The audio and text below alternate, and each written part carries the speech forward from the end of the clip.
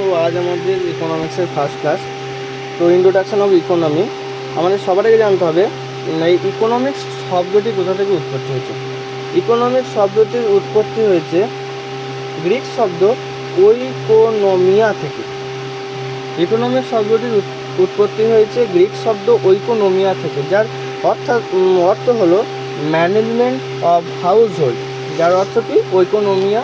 এই ওইকোনমিয়া শব্দটির অর্থ হলো ম্যানেজমেন্ট অফ হাউস হোল্ড। এখানে হাউস হোল্ড বলতে একটি নির্দিষ্ট গৃহকে বা একটি নির্দিষ্ট ঘরকে বোঝানো হচ্ছে না, সম্পূর্ণ সংসার জগৎকে, মানে সম্পূর্ণ বিশ্বের চলাচল তথা ভারতবর্ষে সম্পূর্ণ ভারতবর্ষকে চালানোর জন্য যে অর্থনৈতিক ম্যানেজমেন্ট সেটাই, বা সম্পূর্ণ বিশ্বকে চালানোর জন্য যে অর্থনৈতিক ম্যানেজমেন্ট সেটাই হলো ইকোনমিক্স। এবার ইকোনমিক্স আমাদের পড়ার প্রয়োজন কেন?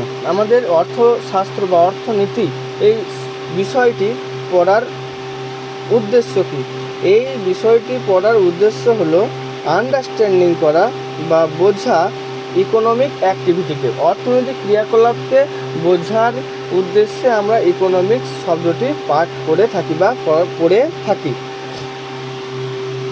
এই ইকোনমিক্সের প্রসেস হলো কোনো জিনিসকে আমরা কী করলাম না উৎপাদন করলাম, সেই উৎপাদিত বস্তুকে কী করলাম আমরা চারিদিকে ডিস্ট্রিবিউশন করলাম। ফার্স্টে কী করলাম, কোনো জিনিসকে আমরা প্রোডাকশন করলাম, প্রোডাকশন করার পর সেটাকে চারিদিকে ছড়িয়ে দিলাম বা চারিদিকে ডিস্ট্রিবিউশন করলাম। তার থেকে সাধারণ জনগণ সেটাকে কী করলো, গ্রহণ করলো, এবং গ্রহণ করার পর সেই জিনিসটাকে নিজের কাজে লাগালো। এটাই হচ্ছে ইকোনমিক, বা এটাকে একটা ইকোনমিক্যাল চেন বলা যেতে পারে। ইকোনমিক্স শব্দটি অর্থনীতির সাথে বা টাকা পয়সা ম্যানেজমেন্টের সাথে তো জড়িত আছেই।